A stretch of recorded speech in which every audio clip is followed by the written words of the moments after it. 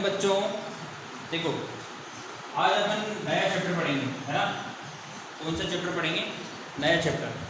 इससे पहले मैंने आपको देखो दूसरा चैप्टर पढ़ा दिया, उसके लगभग सारे सवाल करा दिए हैं 2.6 तक, ठीक है। तीसरा चैप्टर अभी अपन नहीं पढ़ रहे हैं क्योंकि इसमें आकृतियाँ बनेंगी।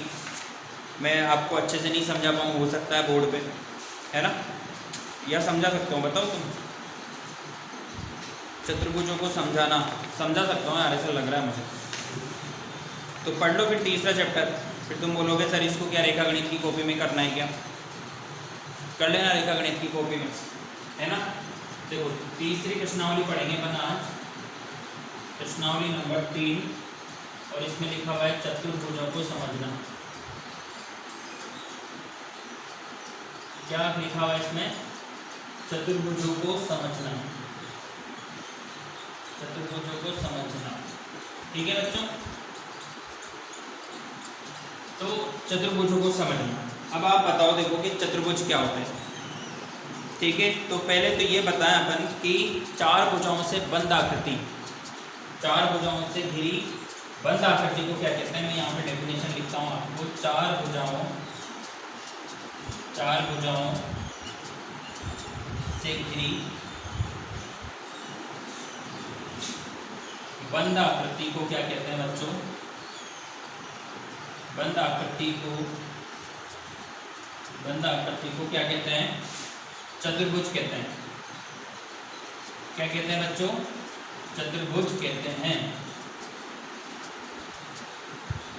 अब आप बोलोगे सर कि चार भुजाओं से बंद आकृति क्या, हमें तो समझ में नहीं, पहली लाइन ही समझ में नहीं है आपकी, तो है ना। तो देखो चार भुजाएं, जैसे मान के चलो एक लाइन ये है, एक लाइन ये है, एक लाइन ये है और एक लाइन ये है, ठीक है। ये चार भुजाएं बनाई मैंने, कौन कौन सी? ए, बी, सी और डी, ठीक है। और इन चार भुजाओं से घिरी जो ये बंद आकृति बन रही है, ये जो आकृति बन रही है, ये जो आकृति देखो आप, इस आकृति को क्या बोलोगे आप? इस आकृति को बोलोगे चतुर्भुज। क्या बोलोगे बच्चों? चतुर्भुज। तो चार भुजाओं से घिरी बंद आकृति को क्या कहते हैं आप? चतुर्भुज कहते हैं। देखो परिभाषा है, साथ के साथ याद करते चलना, ठीक है। नहीं तो स्कूल आओ फिर बताता हूँ मैं आपको, ठीक है, कैसे पढ़ाई करते हैं। इस चक्कर में तो देखो पता है स्कूल खुल ही नहीं रहे कि चेतन सर इतना डरा देते हैं बच्चों को कि है ना, मतलब बच्चा पढ़ने ही नहीं आ रहा। चलो कोई बात नहीं बच्चों, डरने वाली बात नहीं है। बुक देखो आप, मैं जैसे आपको बता रहा हूँ बुक साथ में लेके बैठा करो, क्योंकि जो भी मैं आपको समझा रहा हूँ यहाँ पे आप बुक में देखता रहता हूँ। यहाँ पे सबसे पहले तो मैंने आपको समझा दिया कि चतुर्भुज किसे कहते हैं, क्योंकि अपने चैप्टर का नाम क्या था? चतुर्भुजों को समझना। तो मैंने यहाँ पे एक फोटो बना के बता दिया आपको कि चतुर्भुज किसे कहेंगे, ठीक है।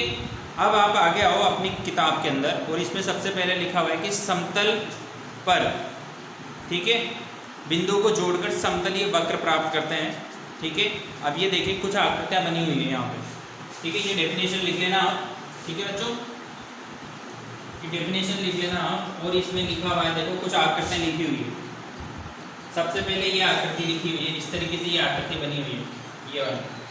अब ये आकृति जो है ये क्या है ये बताओ? ये सरल बंद वक्र है। बंद वक्र जो सरल नहीं है, सरल वक्र इस तरीके की जो लाइन होगी वो क्या होगी? इसको छोड़ो आप, चक्कर में मत पड़ो, बहुभुज पे आते हैं। बहुभुज की परिभाषा समझो आप। किसकी परिभाषा समझो? बहुभुज। चतुर्भुज की परिभाषा समझा दी मैंने। अब बहुभुज की देखो, केवल रेखाखंडों से बना सरल बंद वक्र। देखो किसको कहते हैं? रेखाखंडों से बना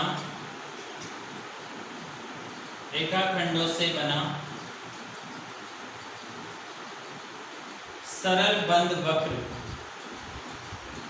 सरल बंद वक्र क्या कहलाता है? बहुभुज कहलाता है बच्चों। बहुभुज कहलाता है। सरल बंद वक्र, रेखाखंडों से बना सरल बंद वक्र क्या कहलाता है? बहुभुज कहलाता है। अब आप बोलोगे कि सर हमने तो तरबूज का नाम सुना था, है बहुभुज क्या होगा, है ना। देखो वो तरबूज होता है, ये बहुभुज है। तो जैसे आपने इसको देखा होगा, अभी अभी अपन ने एक चित्र बनाया, ये इस तरीके से कोई चित्र बनाया, ठीक है। आपने वर्ग का नाम सुना होगा, नाम सुना है वर्ग, ये जिसकी 4 भुजाएं बराबर होती है। फिर आपने वो आयत का भी नाम सुना होगा, ये इस तरीके से सुना ही नहीं सुना। और आपने एक और नाम सुना होगा, ये त्रिभुज का नाम सुना होगा। ठीक है, यहाँ पर ये जो आकृतियाँ बन रही है इसको त्रिभुज कहते हैं, इसको वर्ग कहते हैं, इसको चतुर्भुज कहते हैं और इसको आयत कहते हैं। ये सारी की सारी जो आकृतियाँ आपको दिख रही है वो सब क्या कहलाती है बच्चों? ये सब बहुभुजी हैं। क्या है ये? बहुभुज है। क्योंकि बहुभुज की परिभाषा क्या है? देखो, रेखाखंडों से बना सरल बंद वक्र। क्या? रेखाखंडों से बना सरल बंद वक्र क्या कहलाता है? बहुभुज कहलाता है। ये जो आकृतियाँ बन रही है ये बंद आकृतियाँ है या नहीं है? सरल वक्रों से मिलकर बनी हुई है। मान के चलो, इसको लिख लेना, ठीक है, इसको लिख लेना। अब मान के चलो अगर ऐसे बना होता, ऐसे बना होता, देखो ऐसे, ये ऐसे, इस तरीके से कोई आकृति बनी रहती तो इस आकृति को क्या बहुभुज कहोगे? क्या नहीं कहेंगे इसको बहुभुज, क्योंकि इसमें लाइनों का ऐसा पता ही नहीं है। ठीक है, कौन सी लाइन कहाँ जा रही है? देखो, जो लाइन अपन को सीधी सीधी समझ में आ जाती है, सरल बंद वक्र, उनको कहेंगे बंद बहुभुज। ऐसे उटपटांग चाहे जो बने रहते हैं ना, जैसे ये बन रहा है, ये मान के चलो ये ऐसे बन रहा है, ये ओनली ये भुजा है और ये भुजा है, इधर से नहीं छूट रही है, तो इसको आप क्या सरल वक्र कहोगे? क्या इसको सरल वक्र नहीं कहेंगे। क्यों नहीं कहेंगे?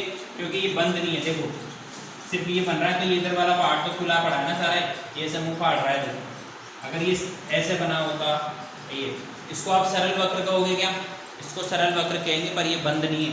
बंद कब होगा? जब एक लाइन हो, यहाँ से ऐसे बढ़ाएंगे। आगे आपको समझ में, चित्र में देखना, आप किताब में बने हुए ये वक्र जो बहुभुज है और वक्र जो बहुभुज नहीं है। तो बहुभुज की बात समझ में आ गया आपको कि बहुभुज क्या होगा। अब आप देखो बहुभुजों का वर्गीकरण क्या है बच्चों? बहुभुजों का वर्गीकरण। अब बहुभुजों के वर्गीकरण में देखो क्या हो रहा है, यहाँ पे बहुत सारे चित्र बन रहे हैं। इन चित्रों से आपको क्या करनी पड़ेगी? जान पहचान करनी पड़ेगी। जान पहचान मतलब देखो कैसे जान पहचान करनी पड़ेगी। ये चित्र बनाने हैं आपको। सबसे पहले यहाँ पर मैं लिख रहा हूँ भुजाओं की संख्या। क्या लिख रहा हूँ बच्चों? भुजाओं की संख्या। ठीक है, उसके बाद लिखा हूँ यहाँ पे वर्गीकरण, इसको क्या कहते हैं? ठीक है, वर्गीकरण। और यहाँ पर बनाएंगे अपन आकृति। क्या बनाएंगे? आकृति। ठीक है, तो ये इस तरीके से एक सारणी बनी हुई किताब में। किताब में से समझ लेना आप, मैं आपको कुछ चीज़ें यहाँ पे समझा देता हूँ। ठीक है बच्चों, ये इस तरीके से ये अपने पास सारणी बन गई। ये वाली सारणी आपको बतानी है, उतारनी है आपको कॉपी में, बुक में से। ये देखो पेज नंबर 42 पे लिखी हुई है सारणी, दिख रही है ना?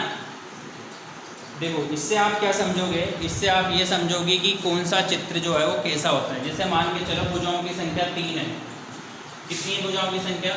3। तो इसको आप 3 भुजाओं वालों को क्या बोलोगे बच्चों? इसको बोलोगे आप त्रिभुज। ठीक है ना? 3 भुजाएं होती है, इसको बोलोगे आप क्या?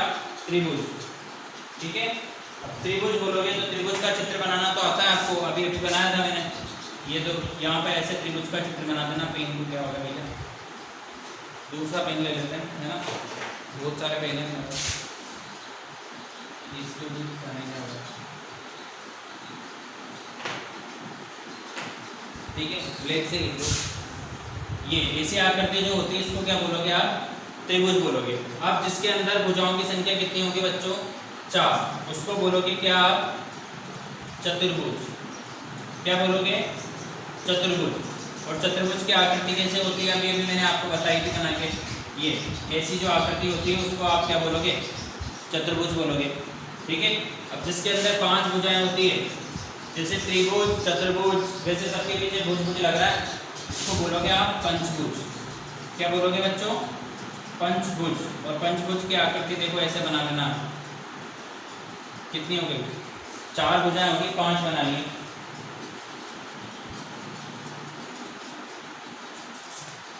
एक 2 3, ये 4 और ये 5। ये इस तरीके की जो आकृति होती ना, ये देखो 5 भुजाएं है ना, 1 2 3 4 और ये 5। ऐसी आकृति को बोलोगे आप क्या? पंचभुज। ठीक है, इसके बाद देखो आप अगर 6 भुजाएं होगी तो इसको बोलोगे आप क्या? षटभुज। क्या बोलोगे? षटभुज। और षटभुज की आकृति देखो, ये 1 2 3 4 5 और ये 6। देखो 1 2 3 4 5 और 6, इस तरीके से जो बनता है उसको बोलेंगे फिर क्या? षटभुज। अब आ जाओ आप किस पे? सप्तभुज पे। तो सप्तभुज में क्या करोगे आप बताओ? ये 1 ये 2 है ना, ये 3 4 5 सप्तभुज तुम बना के देखना भैया, सप्तभुज नहीं बन रहा है तो। देखो ये बुक रही है अपनी, इसमें आकृति बनी हुई है सप्तभुज की, कोशिश करते हैं बनाने की। देखो एक भुजा तो इधर से बनाएंगे, एक इधर से बनाएंगे, 2 हो गई, ठीक है। फिर 1 3 इधर, 4 इधर, फिर 5 इधर, 6 इधर और 7 इधर। देखो ये थोड़ा सा ऐसे बन रहा है, ठीक है ना। बना के देखना आप, आ जाएगा आपको बनने में।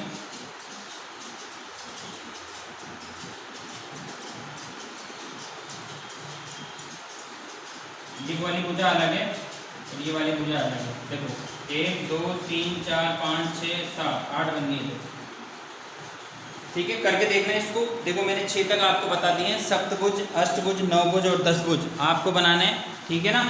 और इस सारणी को पूरी कंप्लीट कर लेना और ग्रुप में सेंड कर देना अच्छे बच्चों की तरह। उसके बाद अपन कल पढ़ेंगे, ठीक है। Thank you.